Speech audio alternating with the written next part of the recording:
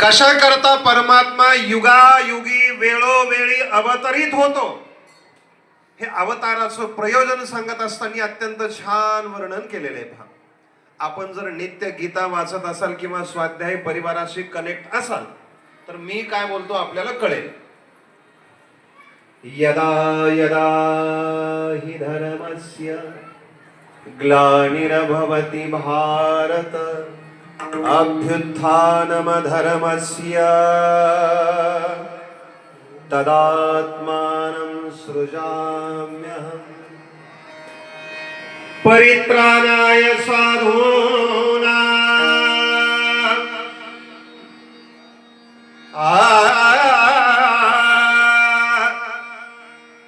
परित्राणाय साधूनां ऐका विनाशाय च दुष्कृतां धर्म संस्थापनार्थाय संभवामि युगे युगे. ओव्या पहा. धर्माची अवधी तोडी दोषांची लिहिली फाडी सज्जना करवी गुढी. आपण घरोघरी काय उभारल्या? गुढ्या उभारल्यात का?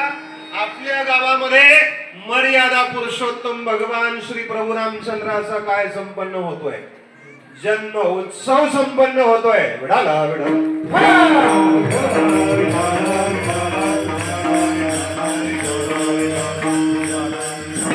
गुढी हे मंगलतेचं पावित्र्याचं नवचैतन्याचं काय आहे?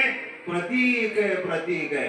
गुढी पाडव्यापासून आपल्या हिंदू नववर्षाला सुरुवात होते. गुढी पाडव्यापासून वसंत ऋतूचं काय होतं? वसंत ऋतूचं काय होतं? आगमन होतं. आणि कितीही निर्जन ठिकाणी ओसर ठिकाणी एखादं झाड असू द्याचं 1 2 3 4 5 वर्षामध्ये त्या झाडाला कोणीही थेंबर पाणी घातलेलं नसू द्या, परंतु वसंत ऋतूचं आगमन झालं रे झालं त्या झाडाला काय फुटते? वाळवी फुटते, नवचैतन्य फुटतं, त्याला बहार येतो. गुढी पाडवा हा पावित्र्याचा मंगलतेचा नवचैतन्य आणणारा आपल्या हिंदू धर्मातला सण आहे. विडाला विडा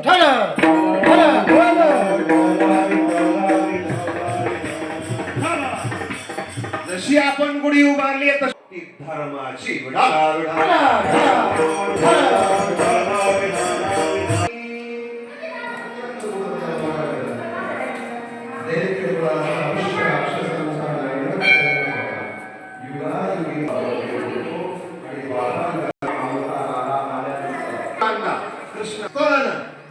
उखळी बांधिता उपटीने विमळा अर्जुन बक्षुनी काय केलं?